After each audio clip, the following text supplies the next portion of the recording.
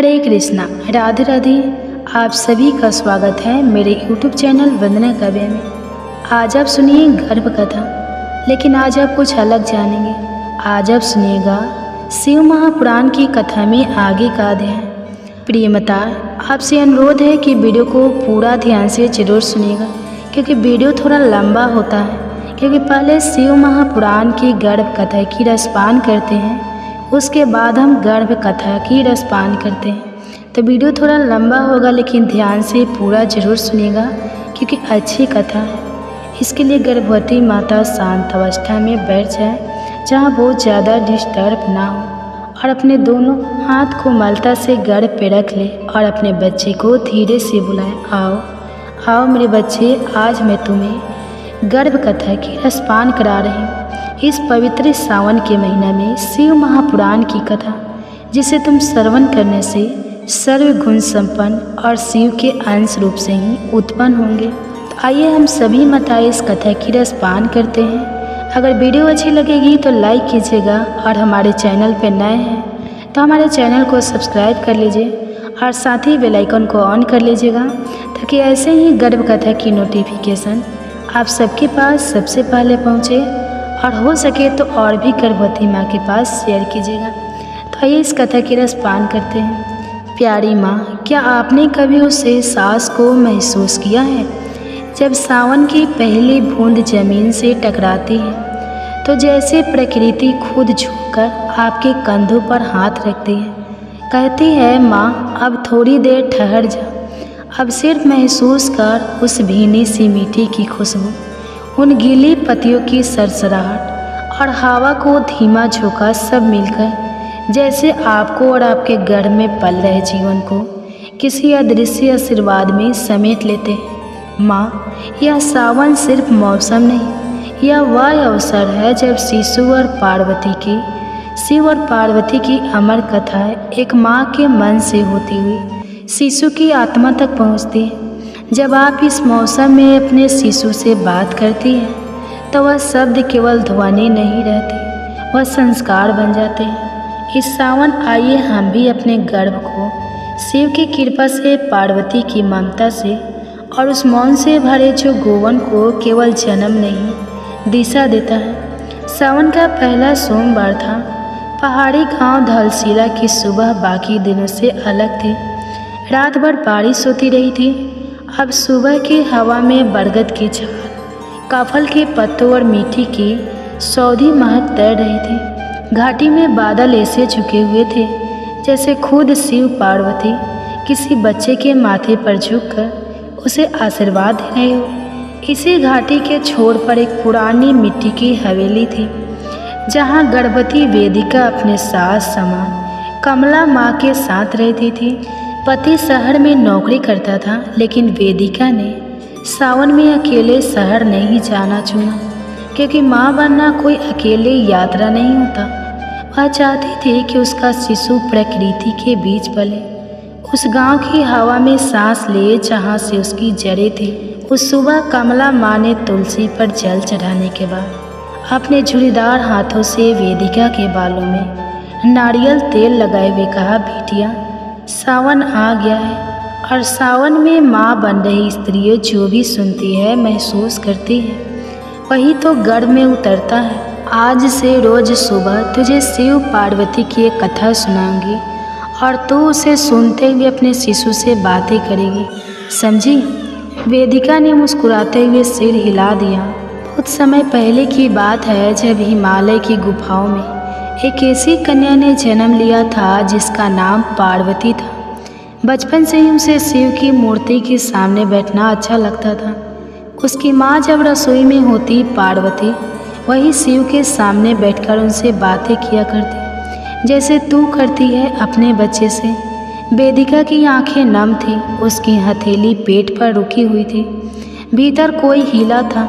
कमला माँ ने आगे कहा, पर बिटिया, पार्वती ने सिर्फ शिव से प्रेम नहीं किया था, उसने शिव को समझा था।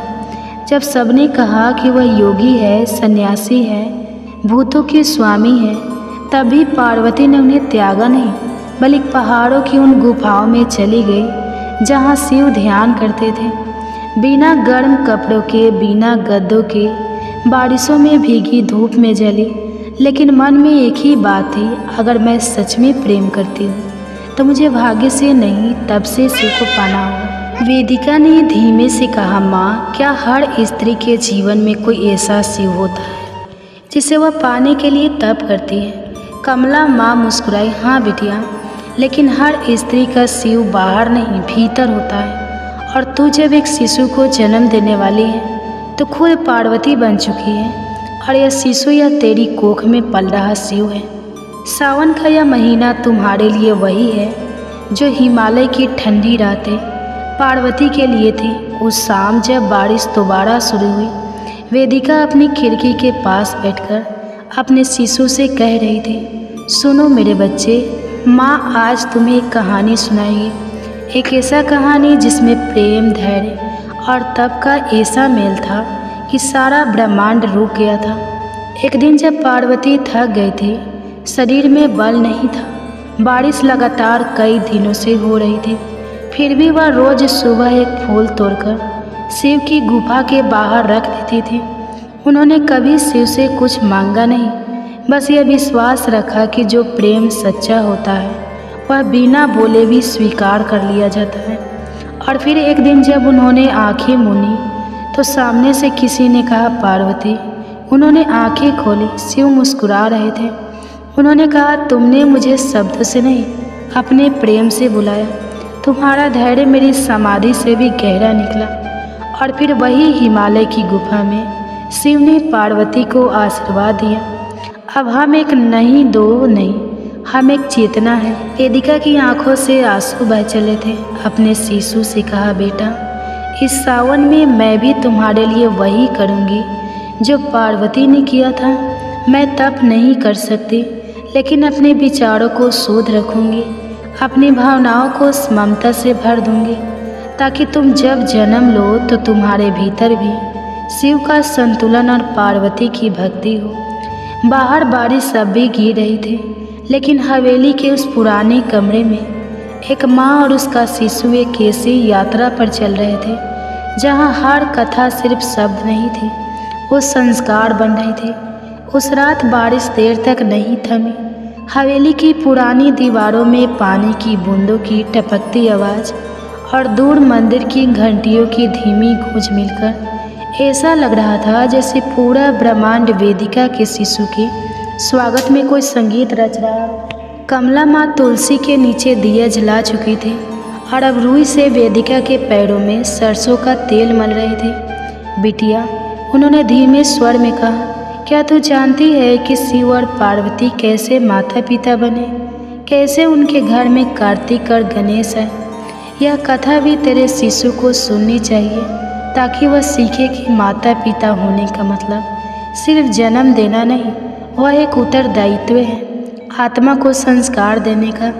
वेदिका थोड़ी सी आगे झुकाई, माँ, आप बताइए, मुझे लगता है जैसे हर कहानी के साथ मेरा बच्चा और मैं और करीब आ रहे हैं। कमला माँ मुस्कुराई और फिर कहना शुरू किया, शिव और पार्वती जब विवाह के बाद कैलाश लौटे तो उन्होंने कई वर्षों तक ध्यान और सेवा में समय बिताया। एक दिन पार्वती ने शिव से कहा, महादेव, क्या हम भी माता पिता नहीं बन सकते? शिव मुस्कुराए, पार्वती, माता पिता वही बन सकते हैं जो संतान को केवल प्रेम ही नहीं, दिशा भी दे।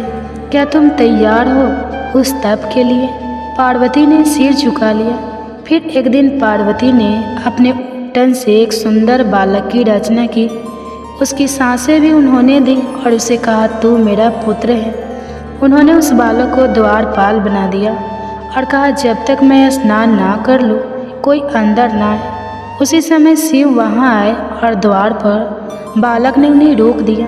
शिव ने क्रोधित होकर उसका सिर काट दिया। वेदिका चौंकी, माँ, पर क्यों?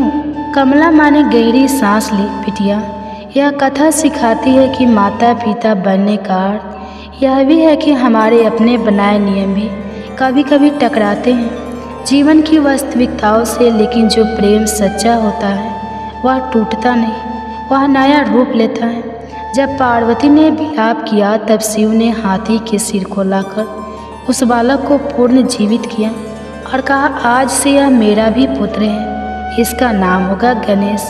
कमला माँ ने वेदिका के पेट पर हल्के से हाथ रखा। बिटिया, तू भी अब उसी सफ़र पर है। तू एक जीवन को आकार दे रही है और इस जीवन को तू जितना प्रेम देगी उससे ज़्यादा जरूरी है कि तू उसे क्या सिखाएगी। धैर्य, नम्रता, शक्ति और श्रद्धा, यही 4 स्तंभ होते हैं एक संस्कारी जीवन के। वेदिका की आंखों से आंसू बह रहे थे। उसने गहरी सांस ली और खिड़की के पास जाकर बाहर देखते हुए अपने शिशु से कहा, बेटा, मैंने भी आज से अपने मन के द्वार पर तुम्हारे लिए एक संकल्प बैठा दिया है। मैं तुम्हें सिर्फ जन्म नहीं दूंगी, मैं तुम्हें संस्कार दूंगी। शिव की तरह ध्यान, गणेश की तरह बुद्धि, पार्वती की तरह ममता और कार्तिकी की तरह साहस दूंगी। उस रात पहली बार वेदिका को अपने गर्भ में हल्की सी लयबद्ध थिरकस महसूस हुई, जैसे कोई भीतर से जवाब दे रहा, माँ मैं सुन रहा हूँ। सावन की हर कहानी तुम्हारे शब्दों के साथ मेरे दिल तक पहुँच रही है। अगली सुबह कमला माँ ने वेदिका को तुलसी के सामने बैठाया। दोनों ने मिलकर एक शांत भजन गाया। ओम नमः शिवाय उसकी ध्वनि जैसे हवाओं में घुलकर पूरे आकाश को भर रही है। कमला माँ ने कहा, बिटिया, सावन में यह मंत्र सिर्फ आवाज़ नहीं होते, यह शिशु के मन में श्रद्धा के बीज होते हैं। तो रोज़ सुबह उसे मंत्र सुना, भजन सुना और दिन भर प्रेम और विश्वास से उसके साथ बातें कर। वह जो सुनेगा वही उसका स्वभाव बनेगा। वेदिका ने उस दिन से रोज़ ठान लिया, सुबह शिव का स्मरण, दोपहर में पार्वती की कोई कथा और रात में अपने शिशु से दिल से बात। बेटा, तू आ रहा है मेरी दुनिया में, लेकिन मैं चाहती हूँ तू जब भी जन्म ले तेरे भीतर सिर्फ सांस नहीं संस्कार हो, सावन के पानी जैसी पवित्रता हो और शिव के समान मौन में भी ताकत हो। कमला माँ ने धीरे से कहा, सावन सिर्फ ऋतु नहीं, वह माँ बनने की तैयारी का सबसे पवित्र समय है। जितनी भी माता इस समय अपने शिशु से बात करें, मंत्र सुनाए, कहानियाँ सुनाए, उनका शिशु सिर्फ जन्म नहीं लेता, वह एक संस्कारी जीवन लेकर आता है। सावन के उस तीसरे सोमवार की कुछ सुबह कुछ अलग थी।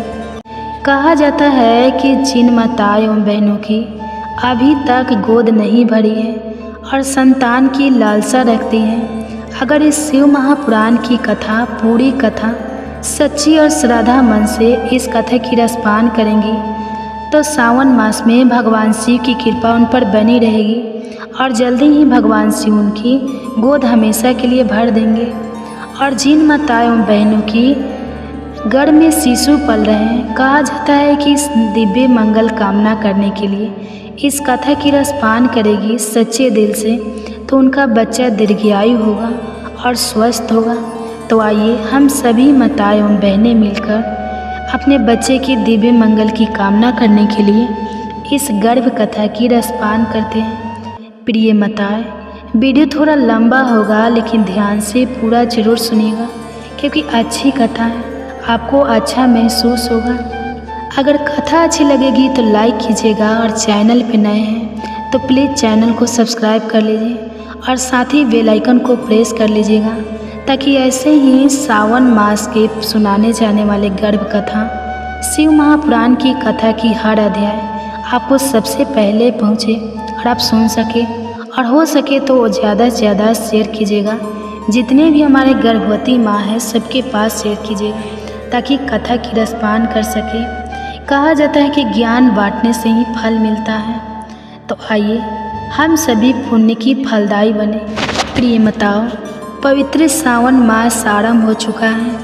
वो मास जब भगवान शिव की कृपा हर भक्त की मनोकामना पूर्ण करती है, विशेष रूप से जो स्त्री या माँ बनने की प्रतीक्षा में है या जो अपने गर्भस्थ शिशु के कल्याण के लिए प्रार्थना करती है, उनके लिए यह मास अद्भुत पुण्यदायक है। आज हम सुनने जा रहे हैं शिव महापुराण की एक ऐसी सच्ची कथा जो न केवल शिव भक्ति की महिमा बताती है, बल्कि संतान प्राप्ति का चमत्कारी प्रसंग भी हमारे सक्षम रखती है। अमरपुर नगर में जहाँ एक धनवान और प्रतिष्ठित व्यापारी रहता था, उसका व्यापार दूर दूर तक फैला हुआ था। लोग उसका आदर करते थे, उसके पास धन, वैभव, प्रतिष्ठा सब कुछ था, पर एक कमी थी, उसके जीवन में संतान का अभाव था। कोई पुत्र नहीं था जो उसके वंश को आगे बढ़ा सके या उसके व्यापार को संभाल सके। हर रात उसकी आंखों में एक ही चिंता होती, मेरे बाद इस सब को कौन संभालेगा। और यही चिंता उसे भगवान शिव के चरणों तक खींच लाई। वह व्यापारी हर सोमवार शिव जी का व्रत करता, मंदिर में जाकर घी का दीपक जलाता और सच्चे भाव से पूजा करता। यहीं से शुरू होती है एक ऐसी कथा जो बताती है कैसे श्रद्धा, व्रत और शिव कृपा मृत्यु जैसे भाग्य को भी पलट सकते हैं। उसका हृदय संतान के अभाव में व्याकुल था। इसी व्यथा से प्रेरित होकर उसने भगवान शिव की सच्चे मन से उपासना शुरू कर दी। हर सोमवार को व्यापारी व्रत रखता, सायंकाल को मंदिर जाता और शिवलिंग के सम्मुख घी का दीपक प्रज्वलित करता। शिव जी को भोग अर्पित करके सिर्फ एक ही बार भोजन करता। उसकी अटल श्रद्धा और निस्वार्थ भक्ति को देखकर माँ पार्वती की करुणा जाग उठी। उन्होंने भगवान भोलेनाथ से कहा, हे प्राणनाथ, देखिए ना, यह व्यापारी कितने समय से आपका सोमवार व्रत कर रहा है, आपके चरणों में पूर्ण निष्ठा से पूजन कर रहा है। आपको इसकी मनोकामना अवश्य पूर्ण करनी चाहिए। भगवान शिव मंद मुस्कान के साथ बोले, प्रिय, इस संसार में प्रत्येक जीव को उसके कर्मों के अनुसार ही फल मिलता है। जैसा कर्म वैसा फल, यही सनातन नियम है। परंतु माँ पार्वती का हद शांत नहीं हुआ। उन्होंने फिर आग्रह किया, हे प्रभु, यह भक्त तो आपका नन्ही उपासक है, प्रति सप्ताह व्रत करता है, पूजन करता है और केवल आपको भोग लगा कर ही अन्न ग्रहण करता है। आप इसे पुत्र प्राप्ति का वरदान अवश्य दीजिए। माँ पार्वती ने भगवान शिव से बार बार आग्रह किया और अतः शिव जी ने कहा, ठीक है पार्वती, मैं इस व्यापारी को पुत्र प्राप्ति का वरदान तो दूंगा, लेकिन उसका पुत्र सिर्फ 16 वर्षों तक ही जीवित रहेगा। उसी रात भगवान शिव ने उस भक्त व्यापारी को स्वप्न में दर्शन दिए। मुस्कुराते हुए उन्होंने कहा, तू वर्षों से मेरी भक्ति करता रहा है, सोमवार का व्रत रखता है, मैं तुझ पर प्रसन्न हूँ, तुझे पुत्र की प्राप्ति होगी। वह स्वप्न जैसे ही टूटा, व्यापारी की आंखों में अश्रुधारा बह चली। खुशी भी थी लेकिन साथ ही गहरी चिंता भी। भगवान ने पुत्र का वरदान तो दिया था, पर साथ ही उसकी अल्पायु की छाया भी बता दी थी। फिर भी उसने अपनी भक्ति में कोई कमी नहीं आने दी। हर सोमवार वह पहले की तरह ही व्रत करता, भगवान शिव का दीप जलाता, पूजन करता और एक समय भोजन करता। कुछ महीनों बाद शिव कृपा से एक अति सुंदर पुत्र का जन्म हुआ। घर में जैसे खुशियों की बाढ़ आ गई। चारों ओर उल्लास था, बधाइयाँ थी, उत्सव था, संगीत था। पर उस व्यापारी के भीतर एक अद्भुत अदृश्य चिंता अभी बैठी थी। वह जानता था इस पुत्र का जीवन लंबा नहीं, और यही बात उसने अपने हृदय में ही छिपा ली। घर में कोई नहीं जानता था। उस वरदान का पूरा रहस्य उस दिव्य बालक का नाम अमर रखा गया। नाम ऐसा मानो भगवान ने ही उसके जीवन के क्षणों को अमृत देने की आशा छोड़ दी हो। जब अमर 12 वर्ष का हुआ तो पिता ने निर्णय लिया, अब इसे शिक्षा के लिए वाराणसी भेजना चाहिए। व्यापारी ने अमर के मामा दीपज को बुलाया और कहा, इसे गुरुकुल में भर्ती करा दो। शास्त्र, धर्म, नीति सबका ज्ञान पाकर यह एक सच्चा योगी पुरुष बने। अमर मामा के साथ निकल पड़ा ज्ञान की उस यात्रा पर जिसमें हर पड़ाव पर एक संस्कार बनकर उसके जीवन में उतर रहा था। जहाँ भी रात्रि विश्राम करते वहीं एक यज्ञ रचाते, ब्राह्मणों को आमंत्रित करते और उन्हें आदरपूर्वक भोजन कराते। उनकी यह यात्रा केवल शिक्षा की नहीं थी, यह थी एक आंतरिक साधना, एक ऐसी सीख जो मन, वाणी और आचरण तीनों को पवित्र करती है। और फिर वह पहुँचे एक नगर में महोत्सव का वातावरण था। चारों ओर रथ, हाथी, बाजे गाजे सज्जित। नगर के कोने कोने से राजकुमारी के विवाह की शुभ सूचना गूंज रही थी। बारात आने वाली थी। राजा स्वयं स्वागत को तत्पर थे, लेकिन वर पक्ष में एक चिंता गहराई से घर कर रही थी। दूल्हे का पिता व्याकुल था क्योंकि उनका पुत्र एक आंख से अंधा था और डर था यदि यह बात राजा को पता चल गई तो कहीं विवाह से इनकार न हो जाए। राजघराने का अपमान होगा और मेरे कुल की प्रतिष्ठा भी डूब जाएगी। तभी उसने अमर को देखा, सुंदर, तेजस्वी, सलीन, और उसके मन में एक कपटी विचार आया। उसने सोचा क्यों ना इस लड़के को दूल्हा बनाकर राजकुमारी से विवाह करा दूं, फिर धन देकर इसे विदा कर दूंगा और अपनी असली बहू को बाद में ले आऊँगा। धन के लोभ में उसने अमर और दीपचंद्र को प्रस्ताव दिया और दुर्भाग्यवश मामा दीपचंद ने भी उस प्रस्ताव को स्वीकार कर लिया। राजमहल में उत्सव छा गया। अमर को दूल्हे के वस्त्र पहनाए गए। शाही साज सज्जा के बीच अमर और राजकुमारी चंद्रिका का विवाह संपन्न हुआ। विवाह के बाद राजा ने बहुत सा धन, वस्त्र और उपहार देकर अपनी बेटी को विदा किया, लेकिन सच्चाई कब तक छुप सकती है। राजकुमारी के प्रति श्रद्धा से भरे अमर का अंतर्मन उससे झूठ सहन नहीं कर सका। उसने विदाई के समय राजकुमारी की ओढ़नी के कोने पर कुछ लिखा। राजकुमारी चंद्रिका, तुम्हारा विवाह मुझसे हुआ है। मैं वाराणसी शिक्षा के लिए जा रहा हूँ। जिसके साथ तुम्हें भेजा जा रहा है वह असली दूल्हा नहीं है, वह एक आँख से काना है। जब राजकुमारी ने उस ओढ़नी पर लिखा पढ़ा तो उसका चित्त विचलित हो उठा। उसने उस कान्हे युवक के साथ जाने से मना कर दिया और उस दिन राजकुमारी ने सत्य को चुनकर अपने जीवन की दिशा ही बदल दी। दूसरी ओर वाराणसी की पवित्र भूमि पर गंगा की निर्मल धारा के किनारे जब अमर और उनके मामा दीपचंद्र पहुँचे तो उन्होंने गुरुकुल में प्रवेश किया। अमर का मन पढ़ाई में रम गया। उसका तेज, उसकी श्रद्धा, उसका संयम हर किसी को प्रभावित करता था। और फिर वो दिन आ पहुँचा जब अमर का आयु 16 वर्ष पूरी होने वाली थी, जिसे सुनकर कोई और प्रसन्नता होता, लेकिन मामा दीपचंद्र के मन में एक गहरी चिंता थी। अमर को तो अभी उस रहस्य का पता न था, पर तो बस अपने जीवन के शुभ अवसर पर यज्ञ करना चाहता था। एक भव्य यज्ञ का आयोजन हुआ। यज्ञ की पूर्णाहुति के बाद अमर ने बड़े प्रेम से ब्राह्मणों को भोजन कराया, अन्न वस्त्र दान दिए। उसके चेहरे पर संतोष था, मानो जीवन का उद्देश्य पूरा हो गया हो। रात हो गई। अमर अपने शयन कक्ष में विश्राम के लिए चला गया और जैसे ही वह निद्रा में लीन हुआ, भगवान शिव के वचन के अनुसार उसकी प्राण वायु धीरे धीरे शरीर से निकलकर सुबह जब दीपच ने उसे उठाने का प्रयास किया तो अमर की निस्तेज देह देखकर उसका हृदय फट गया। मामा फूट फूट कर रोने लगे। उनकी चीखें, उनका विलाप गुरुकुल के वातावरण को भी कम पा गया। उनकी आंसुओं से निकली पुकार सीधे भगवान शिव और माँ पार्वती के कानों तक पहुँची। कैलाश से भ्रमण करते हुए भगवान शिव और माता पार्वती उस मार्ग से गुजर रहे थे।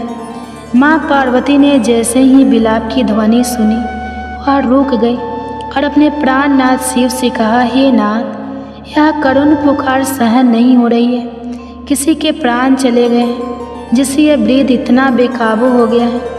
भगवान शिव ने ध्यान लगाया और गंभीर स्वर में कहा, यही वह अमर है, उस व्यापारी का पुत्र जिसे मैंने 16 वर्ष का जीवन दान दिया था। अब उसकी आयु पूर्ण हो गई है। लेकिन माँ पार्वती तो करुणा की मूर्ति है। उन्होंने फिर से आग्रह किया, हे नाथ, इस बच्चे ने यज्ञ किया, दान दिया, संस्कारों से जीवन जिया, क्या आप इसके जीवन को पुनः नहीं दे सकते?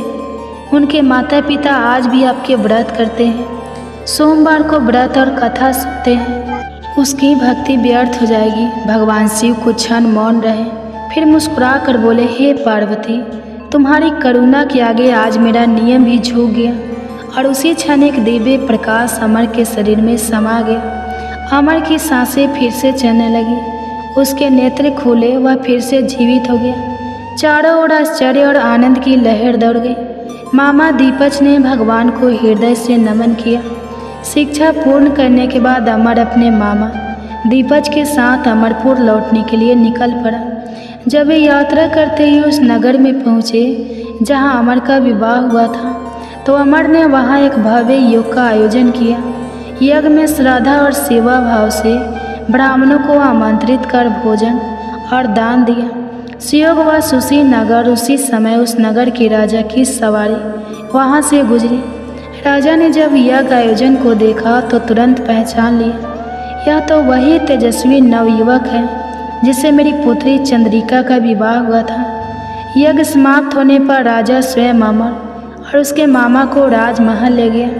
राजकुमारी चंद्रिका, जो अमर की पत्नी थी, अपने सच्चे वर को देखकर आनंद से अभिभूत हो उठी। राजा ने आदरपूर्वक कुछ दिनों तक उन्हें महल में अतिथि बनाकर रखा।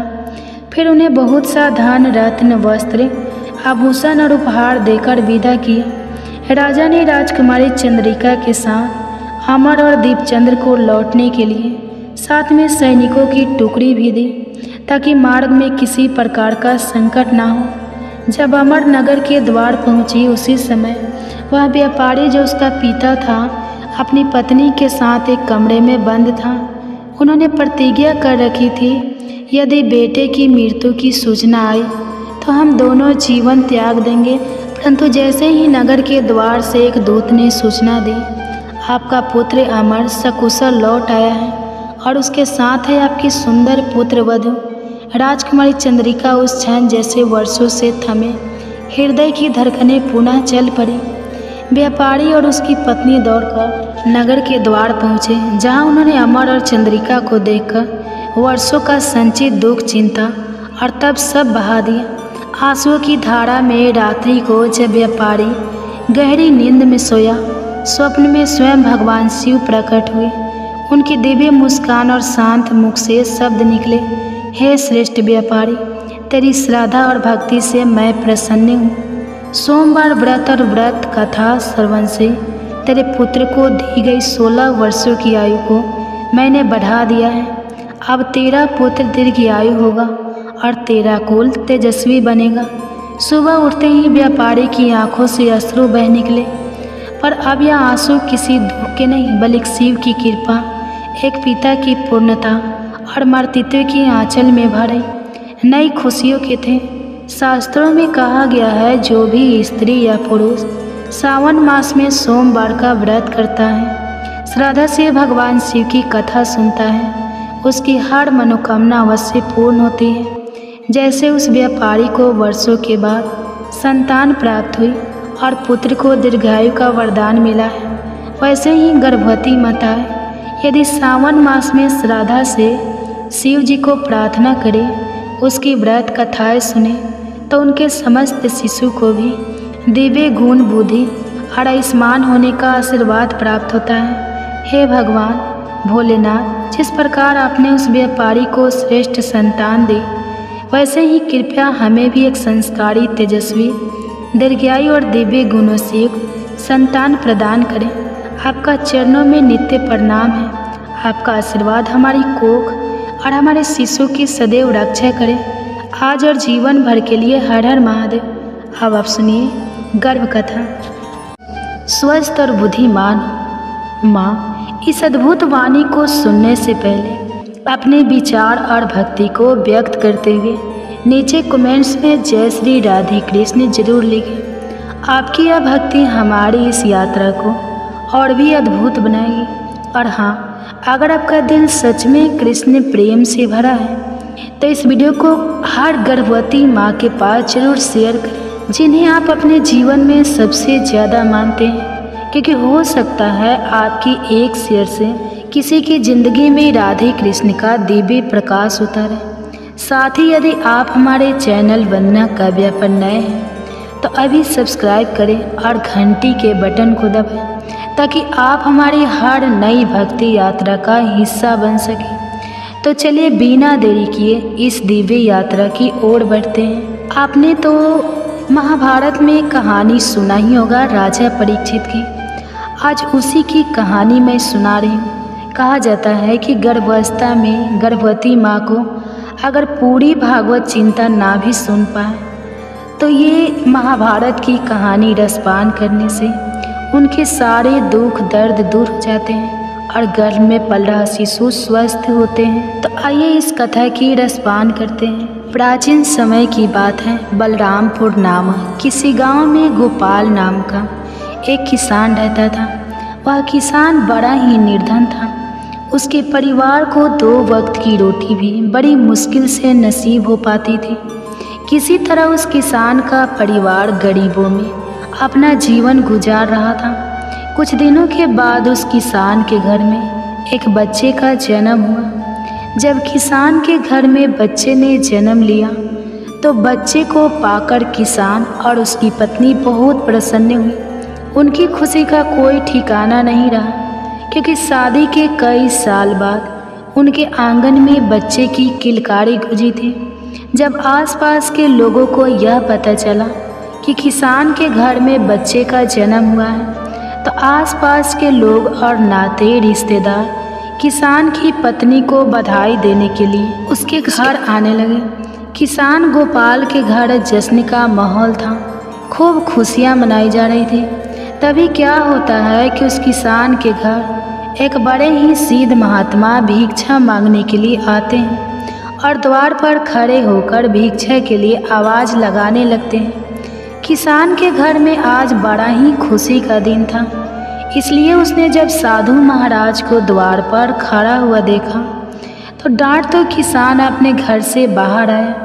बाहर आकर उन साधु महाराज से बोला, हे महात्मा, आज आप बड़े ही शुभ अवसर पर मेरे घर पर पधारे हैं। कृपया आप घर के अंदर चलिए, कुछ जलपान ग्रहण कीजिए और मेरे पुत्र को आशीर्वाद दीजिए। बहुत दिनों के बाद मेरे घर में एक संतान ने जन्म लिया है। जब इस प्रकार से वह किसान उन साधु महाराज से बार बार विनती करता है तो महात्मा जी माना नहीं कर पाते हैं और किसान के घर के अंदर आ जाते हैं। दोनों पति पत्नी बड़े ही श्रद्धा भाव से महात्मा जी को भोजन कराते हैं और भोजन उपरांत वह किसान साधु महाराज से कहता है, हे गुरुदेव, यह मेरा पुत्र है। कृपया इसे ऐसा आशीर्वाद दीजिए जिसे कभी भी इसके जीवन में कोई दुख तकलीफ ना आने पाए। साधु महाराज जैसे ही उस बच्चे को आशीर्वाद देने के लिए अपना हाथ उठाते हैं तो साधु महाराज की दृष्टि उस शिशु के हाथ पर पड़ती है। बच्चे के हाथ पर एक चिन्ह देखकर साधु महाराज कुछ सोचने लगते हैं। किसान ने जब साधु महाराज को विचार मग्न देखा तो साधु महाराज ने पूछा, हे प्रभु, क्या बात है? मेरे पुत्र को देखकर आप किस चिंता में पड़ गए? सब कुशल मंगल तो है ना? साधु महाराज बोले, बेटा, चिंता की कोई बात नहीं है, सब कुशल मंगल है। तुम्हारा पुत्र तो बड़ा ही किस्मत वाला है, क्योंकि तुम्हारे घर में जिस बच्चे ने जन्म लिया है और इसके हाथ पर जो चिन्ह बना हुआ है, यह इशारा करता है कि तुम्हारे पुत्र के भाग्य में राजयोग लिखा हुआ है और यह 16 वर्ष की अवस्था में ही एक नगर का राजा बन जाएगा। महात्मा की यह बात सुनकर किसान को भरोसा नहीं हुआ और बोला, महाराज, यह कैसे संभव है? किसी गरीब का पुत्र भला राजा कैसे बन सकता है? तो इस पर महात्मा जी उस किसान को समझाते हुए बोले, बेटा, ईश्वर की इस दुनिया में हर काम संभव है। इसने अपने पिछले जन्म में कोई ऐसा पुण्य कर्म किया है जिसके कारण इस जन्म में इस बालक को राजपाट नसीब होगा। आगे समझाते हुए वो महात्मा जी बोले, बेटा, जैसे ही तुम्हारे पुत्र की अवस्था 16 वर्ष की होगी तो इस नगर का जो राजा है उसकी इकलौती पुत्री से तुम्हारे पुत्र का विवाह होगा और विवाह के बाद राजा की धन दौलत और गद्दी पर तुम्हारे पुत्र का अधिकार हो जाएगा। यह सब बातें मैं तुम्हें ऐसे ही नहीं बता रहा हूँ, इस बच्चे की हाथों की लकीरें यह सब बता रही है। साधु महाराज की इन बातों को जब किसान और उनकी पत्नी ने सुना तो इन बातों को सुनकर उन्हें बड़ी खुशी होती है कि हमारे घर में किसी साधारण संतान ने नहीं बल्कि एक राजा ने जन्म लिया है। जब इस बात की खबर नगर वासियों को चलती है कि किसान का बेटा एक दिन इस नगर का राजा बनेगा, तो दूर दूर से लोग उस किसान के पुत्र के दर्शन के लिए उसके घर आने लगते हैं। एक तरफ तो किसान के घर पर दूर दूर से लोग आ रहे थे, उधर जो उस नगर का राजा था जिसकी पुत्री के साथ में साधु ने विवाह की भविष्यवाणी की थी, वही राजा शिकार खेलने के लिए जंगल को जाता है। जंगल में जाकर वह अपना शिकार तलाश करने लगता है। तभी राजा की दृष्टि एक हिरन पर पड़ती है। हिरन देखकर राजा अपना घोड़ा उस हिरन के पीछे दौड़ा देता है और उस हिरन का पीछा करते हुए राजा बहुत दूर निकल जाता है। उसके साथ में जो सैनिक थे वह भी पीछे छूट जाते हैं। राजा काफ़ी देर तक उस हिरन का पीछा करता है, लेकिन वह उस हिरन का शिकार नहीं कर पाता है, क्योंकि घने जंगल होने के कारण हिरन राजा की नज़रों से ओझल हो जाता है। राजा को अपने शिकार का पीछा करते करते बहुत देर हो चुकी थी। इस कारण प्यास के मारे राजा का गला सूखने लगता है। पानी की तलाश में राजा ने चारों तरफ अपनी नज़र दौड़ाई, लेकिन आसपास उसे ऐसा कोई पानी का स्रोत नज़र नहीं आया जहां जाकर वह अपनी प्यास बुझा सके। पानी की तलाश में राजा जब कुछ और आगे बढ़ता है तो उसे एक गांव नज़र आता है। साथियों, यह वही गांव था जिस गांव में उस किसान के घर में एक बच्चे ने जन्म लिया था। जब राजा उस गांव के और नज़दीक पहुंचा तो उसे गांव के बाहर एक कुटिया नजर आई, जहां एक साधु महाराज कुटिया के बाहर ध्यान मग्न बैठे हुए थे। राजा महात्मा जी के पास में पहुंचा, महात्मा जी को प्रणाम किया और प्रणाम करके राजा बोला, हे महाराज, मुझे बहुत जोरों की प्यास लगी है। यदि कुछ जल मिल जाए तो आपकी बहुत मेहरबानी होगी।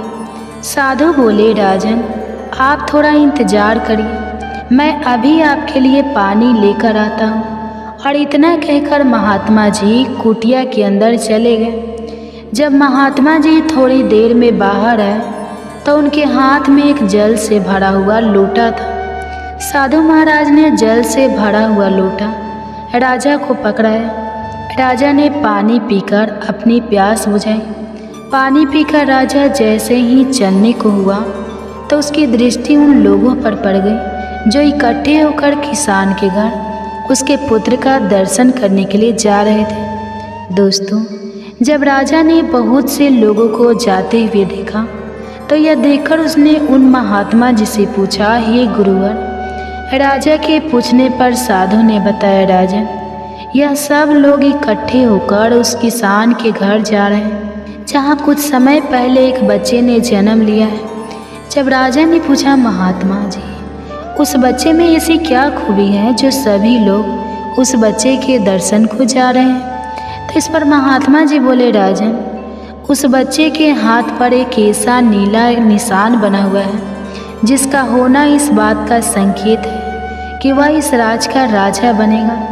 राजा बोला, महात्मा जी, यह सब झूठी बातें हैं, ऐसा कभी नहीं हो सकता, क्योंकि इस राज का राजा तो मैं हूँ। भला मैं उस गरीब किसान के पुत्र को अपने राज्य का राजा क्यों बनाऊंगा? साधु बोले, राजन, कोई इंसान ना तो किसी को राजा बना सकता है और ना ही रंक बना सकता है। बनाने वाला और बिगाड़ने वाला तो कोई और ही होता है। और रही बात उस किसान के पुत्र के राजा बनने की, तो मैं आपकी जानकारी के लिए बता दूं कि आज से 16 वर्ष के बाद उस किसान के पुत्र का विवाह आपकी इकलौती बेटी के साथ में होगा और विवाह के बाद वह इस नगर का राजा बन जाएगा। राजा ने कहा, महात्मा जी, कौन बेटी? किसकी बेटी?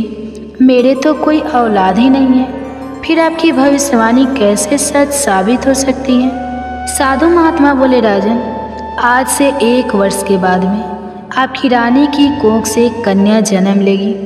उसी कन्या के साथ में इस गरीब किसान के पुत्र का विवाह होगा और विवाह के उपरांत वह इस नगर का राजा बन जाएगा। माँ, साधु महाराज के मुख से जब राजा इन बातों को सुनता है तो इन बातों को सुनकर वह खुश होता है और दुखी भी होता है। खुश इसलिए होता है क्योंकि राजा की कोई संतान नहीं थी। जब उसे पता चलता है कि उसके घर में भी एक कन्या जन्म लेगी, वह भी एक बेटी का बाप बनेगा। तो यह जानकर राजा को बड़ी खुशी हुई, लेकिन उसके दुख का कारण यह था कि जैसा साधु महाराज ने बताया कि तुम्हारी पुत्री का विवाह गरीब किसान के बेटे से होगा, तो यह जानकर राजा दुखी हो जाता है और उसे गुस्सा भी आता है। राजा अपने मन में विचार करता है कि आखिर एक मामूली से किसान का बेटा मेरा दामाद कैसे बन सकता है, मैं कदापि ऐसा नहीं होने दूंगा। यह विचार कर राजा उन साधु महात्मा से कहता है, आपको क्या लगता है एक मामूली से किसान के बेटे के साथ मैं अपनी पुत्री का विवाह कर दूंगा? महात्मा ने कहा, राजन, जो उस बच्चे के भाग्य में लिखा हुआ है उसे कोई नहीं मिटा सकता, क्योंकि विधाता का लिखा तो पत्थर की लकीर होता है, कोई उसे छेड़छाड़ नहीं कर सकता। दोस्तों, उस राजा को अपनी ताकत पर बड़ा ही घमंड था। उसने कहा, महात्मा जी, चाहे कुछ भी हो जाए, मैं अपनी बेटी का विवाह उस 2 कौड़ी के किसान के बेटे से हरगिज नहीं होने दूंगा। और रही बात विधाता के लिखे की, तो मुझ में इतना सामर्थ्य है कि मैं उस विधाता के लिखे को भी मिटाकर रख दूंगा। महात्मा जी ने मुस्कुराते हुए कहा, राजन, मैं भी यही हूँ और आप भी यही हो। पहले वह समय आने दो, फिर देखते हैं कि क्या होता है, कौन किस पर भारी पड़ता है। राजा ने कहा, ठीक है महात्मा जी, समय आने दो, फिर आप देखना। यह कहकर राजा साधु महाराज को प्रणाम करके अपने घोड़े पर सवार होकर अपने महल को चल देता है। महल पहुंचकर राजा विचार करता है, ऐसा क्या किया जाए जिससे सांप भी मर जाए और लाठी भी ना टूटे। मैं ऐसा क्या करूं कि ऐसी नौबत ही नहीं आए कि मुझे अपनी बेटी का विवाह उस गरीब किसान के बेटे से करना पड़े। पूरी रात राजा इसी कसमस में गुजार देता है। काफ़ी सोचने के बाद उसे एक युक्ति नजर आई। अगले दिन राजा अपना ब्राह्मण भेष बनाकर उस किसान के गांव में जाता है। गांव पहुंचकर जब उसने गांव वालों से पूछा कि उस किसान का घर कौन सा है जिस घर में कुछ दिन पहले एक बच्चे ने जन्म लिया है, तो गांव वालों ने उस किसान गरीब के घर का पता बता दिया। पता पूछकर राजा उस किसान के घर पर पहुंचा और बाहर से ही आवाज़ लगाई, क्या कोई घर में है? हमें कुछ दान करो, हम भूखे ब्राह्मण हैं। आवाज़ सुनकर किसान अपने घर से बाहर आता है और ब्राह्मण को प्रणाम करता है और कहता है, हे महाराज, मैं आपकी क्या सेवा कर सकता हूँ? तब ब्राह्मण बना राजा कहता है, हमें कुछ दान दे दो, हम बहुत दूर से चल कर आए। आगे ब्राह्मण किसान से कहता है, मैं भाग्य भी देखता हूँ, मुझे ऐसा लग रहा है कि तुम्हारे घर में कोई पुत्र भी है और तेरे पुत्र के दाएं हाथ में नीले रंग का निशान है। किसान कहने लगा, हाँ बाबा। ब्राह्मण कहने लगा, हम सब कुछ जानते हैं, आप उस पुत्र को हमें दिखा दो। वह किसान अपने पुत्र को घर से लेकर बाहर आया और ब्राह्मण को दिखाने लगा। इसके बाद ब्राह्मण कहने लगा, यदि यह पुत्र तुम्हारे साथ रहेगा तो 16 साल के बाद इसकी मृत्यु हो जाएगी, और यदि तुम इस बच्चे को किसी को दान कर दोगे तो 16 वर्ष बाद वह तुम्हें लौटा जाएगा। यदि तुम इस बच्चे को अपने पास रखना चाहते हो तो यह मर जाएगा। इस बात को सुनकर किसान रोने लगा और कहने लगा, बाबा, हम अपने बच्चे को अपने से अलग नहीं कर सकते। ब्राह्मण कहने लगा, यदि तुम किसी और को नहीं देना चाहते तो मुझे इसे दे दो, 16 वर्ष के बाद इसे मैं तुम्हें लौटा दूंगा। राजा आगे समझाते हुए बोला, भाई देखो, मैं आपका बच्चा आपसे हमेशा के लिए थोड़ी ही मांग रहा हूँ, मैं तो तब तक के लिए मांग रहा हूँ जब तक वह 16 वर्ष का ना हो जाए, क्योंकि इसी में इस बच्चे का जीवन है। जब उसको 16 वर्ष पूरा हो जाए और इसकी विवाह योग्य उम्र हो जाए तो मैं तुमको तुम्हारा बच्चा वापस लौटा दूंगा, फिर आप अपने पुत्र के साथ सुखपूर्वक रहना। दोस्तों, सीधा साधा किसान जब भेष बदले हुए राजा की इन बातों को सुनता है तो उसे राजा की बातों में सच्चाई नजर आती है और वह किसान बच्चा देने के लिए हाँ कर देता है। बेचारे को नहीं पता था कि यह ब्राह्मण के वेश में इस नगर का राजा है और इसकी इन बातों के पीछे कुछ और ही मंशा छुपी हुई है। किसान अपनी पत्नी के पास जाता है और अपनी पत्नी से कहता है, भगवान, हमारे दरवाजे पर एक बड़े ही दयालु ब्राह्मण आए हैं और कहते हैं कि अगर यह बच्चा हमारे पास रहेगा तो 16 वर्ष के बाद उसकी मृत्यु हो जाएगी, इसलिए वह हमारे बच्चे का पालन पोषण करना चाहते हैं। अपनी पति की इन बात को सुनकर पहले तो उस किसान की पत्नी मना करती है, लेकिन किसान जब अपनी पत्नी को बताता है कि वह बच्चा हमारा बच्चा हमेशा के लिए नहीं बल्कि कुछ सालों के लिए अपने घर रखना चाहते हैं, तो यह सुनकर किसान की पत्नी भी अपने बच्चे को ब्राह्मण को देने के लिए तैयार हो जाती है। दोनों पति पत्नी अपने कलेजे के टुकड़ों को लेकर घर के बाहर आते हैं और ब्राह्मण बने हुए राजा को अपना बच्चा देते हुए कहते हैं, हे ब्राह्मण देव, हम अपना बच्चा तो आपको दे देंगे, लेकिन हमारी एक शर्त है। दोस्तों, ब्राह्मण बने राजा ने पूछा, क्या शर्त है?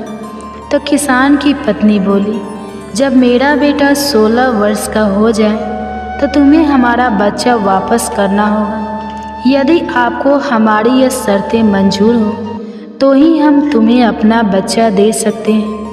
राजा ने कहा, मुझे तुम्हारी सभी शर्त मंजूर है, अब आप मुझे अपना बच्चा दे दीजिए। जब आपका बच्चा 16 वर्ष का हो जाएगा और उसकी विवाह योग्य उम्र हो जाएगी तो मैं तुम्हारा बेटा वापस कर जाऊंगा।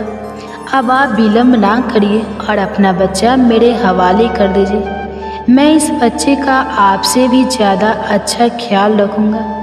इस प्रकार वह किसान दंपति अपने बच्चे के हित के खातिर अपने नवजात शिशु को ब्राह्मण बने हुए राजा के हवाले कर देते हैं और राजा खुशी खुशी उस बच्चे को लेकर आगे को चल देता है। राजा आज बहुत प्रसन्न था क्योंकि आज वह अपनी योजना में सफल हो रहा था।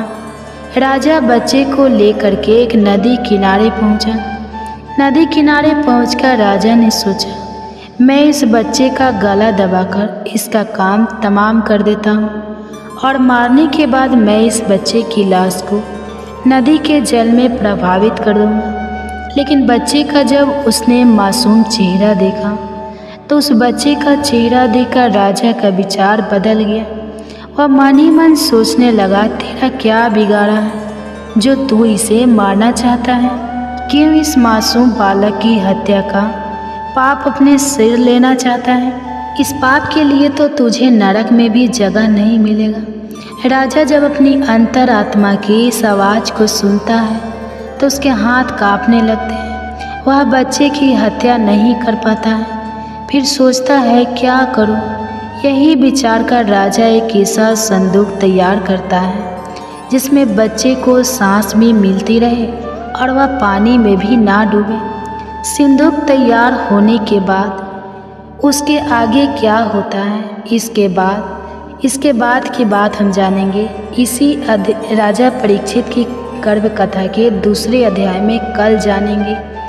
अगर आप इस कथा को कल श्रवण करना चाहते हैं तो हमारे चैनल को सब्सक्राइब करके रख लीजिए और साथ ही बेल आइकन को ऑन करके रख लीजिए ताकि इसके अगला पार्ट आए तो कल आप सबसे पहले श्रवण कर सकें। सुनिए गर्भ कथा।